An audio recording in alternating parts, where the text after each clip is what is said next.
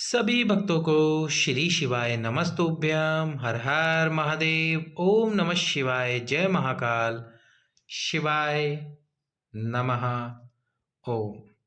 तो आज फिर से आपके सम्मुख में प्रस्तुत है हम एक और पत्र लेके, जिसमें दो पुत्री के बाद एक माता को कैसे पुत्र प्राप्ति हुई, एक माता को 8 वर्ष बाद और एक माता को 25 वर्षों बाद कैसे पुत्र प्राप्ति हुई, संतान प्राप्ति हुई।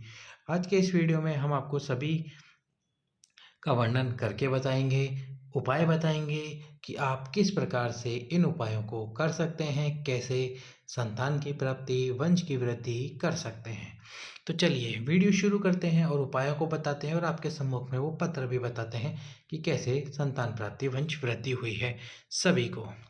तो सबसे पहले जो पत्र आया था, पर सबसे पहले आपको एक छोटा सा कार्य करना है। वीडियो को लाइक करके, चैनल को सब्सक्राइब करके, वीडियो को अधिक से अधिक लोगों के पास में शेयर कर देना है। तो सबसे पहले जो पत्र आया, उस पत्र में माता ने बताया कि मेरी 2 पुत्री हैं, एक 11 साल की और एक 13 साल की। 11 साल और 13 साल की मेरी 2 पुत्रियां हैं। 2 पुत्री होने के बाद मेरी इच्छा थी कि एक पुत्र हो जाए।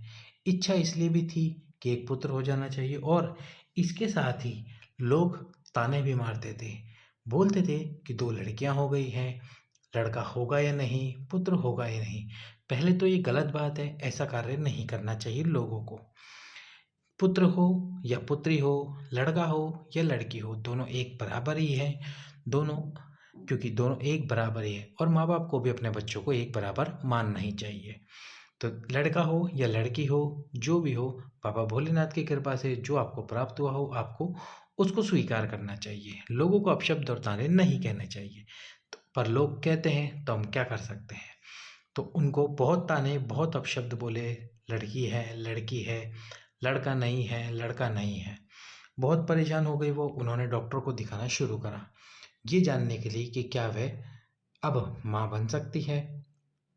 डॉक्टर ने मना कर दिया कि आप प्रयास बिल्कुल भी मत करना। डॉक्टर ने मना करा कि प्रयास ना करें, कोशिश ना करें। पर उन्होंने सोचा कि एक बार प्रयास करके देखना चाहिए, प्रयास करना चाहिए। प्रयास करने के लिए उन्होंने सबसे बेहतर उपाय जो सभी करते हैं, पशुपतिनाथ जी का व्रत। 5 सोमवार का ये व्रत होता है। सुबह आपको पूजा करनी होती है भगवान शंकर के मंदिर में। शाम के समय पे 6 दीपक लेके जाने होते हैं, मीठे का प्रसाद लेके जाना होता है, जिसके 3 हिस्से करने होते हैं आपको।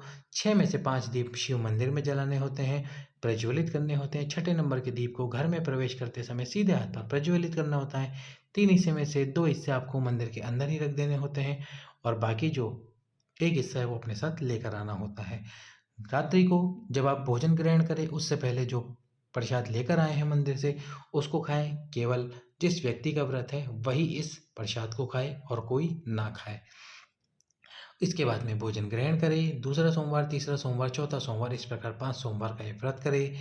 5वें सोमवार के दिन 108 वस्तुएं समर्पित करें, कोई सी भी, फिर वो बेलपत्र हो, पुष्प हो, अक्षत हो, लौंग हो, इलायची हो, जो भी हो आप समर्पित करें आपके पास में अपनी श्रद्धा अनुसार। एक श्रीफल पर मूली का धागा लपेट कर भगवान शंकर को उस मूली के धागे वाले श्रीफल को स्पर्श कराकर शिव जी के सम्मुख में रख दीजिए। इस प्रकार से उन्होंने पशुपतिनाथ जी का व्रत किया। व्रत करने के बाद में तीसरे ही व्रत में उनकी कामना पूर्ण हुई, और पशुपतिनाथ जी का व्रत उनका पूर्ण हुआ। कामना भी पूर्ण हुई, व्रत भी पूर्ण हुआ, और कामना और व्रत पूर्ण होने के बाद में 9 महीने बाद में उनको पुत्र की प्राप्ति हुई। अब दूसरे पत्र की तरफ चलते हैं। यदि अभी तक आपने हमारे वीडियो को लाइक नहीं किया है तो वीडियो को लाइक करके, चैनल को सब्सक्राइब करके वीडियो को शेयर कर दीजिए। जैसा कि हमने आपको बताया था कि दक्षिण दिशा, तो आप देख सकते हैं, आप यहाँ से आप प्रवेश करेंगे। जब आप इस स्थान पर खड़े होंगे तो आपका मुख सामने की तरफ होगा, वो होगी उत्तर दिशा। खड़े आप यहाँ पर हैं, ये होगी दक्षिण दिशा। तो इसलिए गुरुजी कहते हैं कि सबसे सर्वोत्तम और उत्तम दिशा है दक्षिण दिशा, जहाँ से आप भगवान शंकर के शिवलिंग पे जल समर्पित करते हैं, पुष्प समर्पित करते हैं, फूल समर्पित करते हैं, या फिर पशुपतिनाथ जी की पूजा और पशुपतिनाथ जी का व्रत भी यदि इसी दिशा से आप करते हैं तो आपकी मनोकामनाएं शीघ्र अतिशीघ्र पूर्ण होती हैं। तो ये होती है दक्षिण दिशा। दूसरे पत्र की तरफ चलते हैं। दूसरा जो पत्र था, उसमें एक माता ने बताया कि 8 वर्ष से अधिक हो गए थे। 8 वर्ष से अधिक हुए, उनको संतान प्राप्त नहीं हुई। हर जगह प्रयास करके आए, हर जगह पर जाके आए, फिर भी उनको संतान प्राप्त नहीं हुई। जब संतान प्राप्त नहीं हो पाई तो उन्होंने प्रयास करना बंद करा। गुरुजी की कथा सुनी। गुरुजी की कथा सुन के वे सीधे गई सीहोर कुबेरेश्वर धाम। सीहोर कुबेरेश्वर धाम जाके वहाँ से वो लेकर आई कंकर शंकर।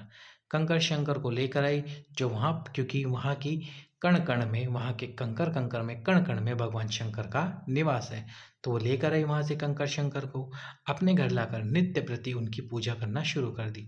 प्रतिदिन जल समर्पित कर दी, पूजा करती, कामना करती कि हे कंकर शंकर, हे शिव जी, मुझे संतान प्राप्ति कराओ। सभी प्रयास करने के बाद भी मेरे प्रयास असफल हो रहे हैं, कहीं कोई गलती हो रही है तो उसको क्षमा करो बाबा, और मुझे संतान प्राप्ति वंश की वृद्धि कराओ। इस प्रकार से 8 वर्षों बाद कंकर शंकर को अपने घर लाकर पूजन अर्चना करके उन्होंने संतान की प्राप्ति की। अब अंतिम पत्र इस प्रकार से है, पर यदि आपने अभी तक हमारे वीडियो को लाइक नहीं किया है, चैनल को सब्सक्राइब नहीं किया है, तो वीडियो को लाइक करके, चैनल सब्सक्राइब करके वीडियो शेयर कर दो। अंतिम पत्र है जिसमें माता ने बताया कि 25 वर्ष हो गए थे, उनको संतान प्राप्ति नहीं हुई। अब आप सोचेंगे 25 वर्ष हो गए, संतान प्राप्ति नहीं हुई, तो फिर संतान प्राप्ति का समय कैसे है? तो ये अब आपको समझाते हैं कि जैसे 25 वर्ष हो जाते हैं, जब आपको संतान प्राप्त होती है, प्राप्त जब होती है उसके पहले जितने वर्ष बीत चुके होते हैं उन्हीं को कहा जाता है। तो 15-16 वर्ष, यानी कि 15 से 16 वर्ष वो लगातार प्रयास करती रही। इसके बाद गुरुजी की तरफ जुड़ी। 18-19 वर्ष होने के बाद फिर उन्होंने उपाय करना शुरू करा और उनको संतान प्राप्ति हुई। तो इस बीच में जो भी समय निकला, कुल समय 25 वर्ष का हो गया, तो उनको संतान प्राप्ति हुई। तो 15-16 वर्षों तक वह लगातार डॉक्टर के पास जाती रही। जहाँ जिसने बोला, जहाँ गोद भरवाने के लिए जिसने कहा, जहाँ गोदी में नारियल रखने के लिए जिसने कहा, श्रीफल रखने के लिए कहा, उन्होंने वो सारे प्रयास करे। सब कुछ प्रयास करने के बाद में, इतना धन लगाने के बाद में भी उनको संतान प्राप्त नहीं हुई। 18 वर्ष 19 वर्ष बीत गए पर संतान प्राप्त नहीं हुई। और आप सोच सकते हैं 18-19 वर्ष बीत जाने के बाद यदि किसी की शादी 25 वर्ष की उम्र में भी हो और 18 वर्ष हो जाए तो लगभग उनकी 43 वर्ष या 44 वर्ष की उम्र हो जाती। इस उम्र में संतान प्राप्त करना भी कठिन हो जाता है। तो उन्होंने सारे प्रयास करना फिर बंद कर दिया। अब बंद करके उन्होंने सुना कि कोई पंडित प्रदीप जी मिश्रा हैं जो कि कथा वाचते हैं शिव महापुराण की, और वह अपनी कथा में उपाय बताते हैं। जो भी उपाय करता है उनको निश्चित रूप से वही प्राप्त होता है जिस कामना को लेकर वो उपाय करता है। उन्होंने सोचा कि इतने वर्ष जब मैंने सब जगह दिखा लिया, क्यों ना एक बार ये प्रयास भी ज़रूर करूं। तो गुरुजी ने अपनी कथा में एक उपाय बताया था, 3 दीपक वाला उपाय। 3 दीपक ये उपाय गुरुजी ने बताया था शिवरात्रि के दिन करने के लिए। महीने में एक दिन मासिक शिवरात्रि आती है। 12 महीने की 12 शिवरात्रियाँ होती हैं, और इन 12 शिवरात्रियों में एक होती है महाशिवरात्रि। तो गुरुजी ने कहा था कि यदि आप 12 शिवरात्रि 3 दीपक का ये उपाय कर सको तो आपको निश्चित रूप से वही प्राप्त होगा जो आप प्राप्त करना चाहते हैं। कैसे करना है ये उपाय, और फिर उन माता ने कैसे किया ये उपाय, इसका वर्णन हम आपको करने वाले हैं। सबसे पहले तो उन्होंने भगवान शंकर को अपने घर में बिठाया, यानी शिवलिंग जो भगवान शंकर का स्वरूप है, केवल छोटे से स्वरूप को अपने घर में बिठाकर उनकी पूजन अर्चना करना शुरू कर दी। प्रतिदिन जल चढ़ाती। इसके बाद में गुरुजी ने उपाय बताया 3 दीपक का, कि मासिक शिवरात्रि यानी मासिक शिवरात्रि के दिन आपको, यानी कि हर महीने की शिवरात्रि के दिन आपको 3 स्थान पर दीप प्रज्वलित करना है। पहला हो जाएगा, और ये क्रम इसी प्रकार होना चाहिए, पहला हो जाएगा बेलपत्र का वृक्ष, जिसमें आपको दीपक लेना है, दीपक में गोल बाती लगानी है और उसमें डालना है गाय का घी। गाय का घी ना हो तो आपके पास में जो भी घी हो, आप उस घी को डाल के दीप को प्रज्वलित करें। दूसरा स्थान हो जाता है भगवान शंकर की चौखट, यानी कि जो मंदिर की चौखट होती है उस पर आपको दीप प्रज्वलित करना है। और तीसरा स्थान हो जाता है आंवले का वृक्ष। क्षमा करना, पहला बेलपत्र, दूसरा भगवान शंकर का मंदिर की चौखट, और तीसरा आंवले का वृक्ष। ये 3 स्थान पर आपको दीप प्रज्वलित करना है। दीप जब आप प्रज्वलित करेंगे तो आपको उस समय पे श्री शिवाय नमस्तुभ्यम का जाप करना है।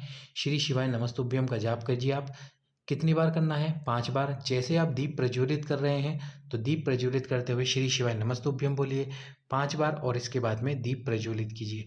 हाथ जोड़कर वृक्ष के नीचे बैठिए और बाबा भोलेनाथ का स्मरण करके, माता पार्वती का स्मरण करके अपनी कामना बोलिए। इसके बाद में शिव जी की चौखट पर जाके दीप प्रज्वलित कीजिए, वहाँ पर भी हाथ जोड़कर बैठिए और अपनी कामना बोलिए। इसके बाद में आंवले के वृक्ष के नीचे जाकर भी यही कार्य करना है। अब उनके यहाँ पर यानी कि उनके यहीं पर बेलपत्र और आंवले का वृक्ष घर पर ही था, यानी कि घर पे उनके बेलपत्र और आंवला लगा हुआ था। वह घर से बाहर नहीं गई, उन्होंने घर पर ही इस उपाय को करना शुरू करा। क्या करो, उन्होंने पहला दीप बेलपत्री के वृक्ष के नीचे प्रज्वलित करना शुरू कर दिया। बेलपत्री के वृक्ष के नीचे पहला दीप प्रज्वलित करा। दूसरा दीप जो शिव जी के मंदिर की चौखट पर करना था, तो जिस कमरे में उन्होंने भगवान शंकर के शिवलिंग को विराजमान कर रखा था, जहाँ वे भगवान शंकर के शिवलिंग की पूजा करते थे अपने घर में, उसी घर का जो कमरा था, उस कमरे की चौखट पर यानी उस कमरे के द्वार पर वे एक दीप प्रज्वलित करती थी। वो दीप भगवान शंकर के मंदिर की चौखट के समान ही था। वह बोलती थी कि भोले बाबा, यही कमरा तेरा मंदिर है और यही तेरे मंदिर की चौखट है। मैं मंदिर नहीं जा सकती, इस वजह से यहीं पर ये दीप प्रज्वलित करना और मेरी मनोकामना को पूर्ण करना।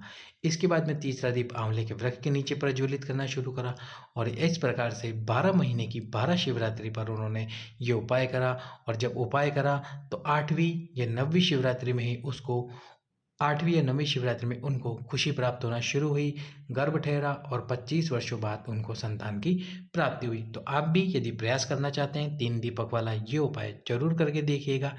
एक बात और, जब आप दीप प्रज्वलित करें तो बेलपत्री के वृक्ष के नीचे श्री शिवाय नमस्तुभ्यम बोलने के बाद में, अपनी कामना बोलने के बाद में बेलकेश्वर महादेव का नाम जरूर लें। कौन से महादेव? बेलकेश्वर महादेव। जब आप शिव मंदिर की चौखट पर दीप प्रज्वलित करें तो तुमरुकेश्वर महादेव का नाम जरूर लें। और जब आंवले के वृक्ष के नीचे दीप प्रज्वलित करें, श्री शिवाय नमस्तुभ्यम बोलने के बाद, अपनी कामना बोलने के बाद अक्षेश्वर महादेव का नाम लें। कौन से महादेव? अक्षेश्वर महादेव का नाम लेकर दीप प्रज्वलित करें। 12 महीने की 12 शिवरात्रि यदि आप ये उपाय करते हैं तो आपकी कामना जरूर पूर्ण होगी। सभी भक्तों को श्री शिवाय नमस्तुभ्यम। हर हर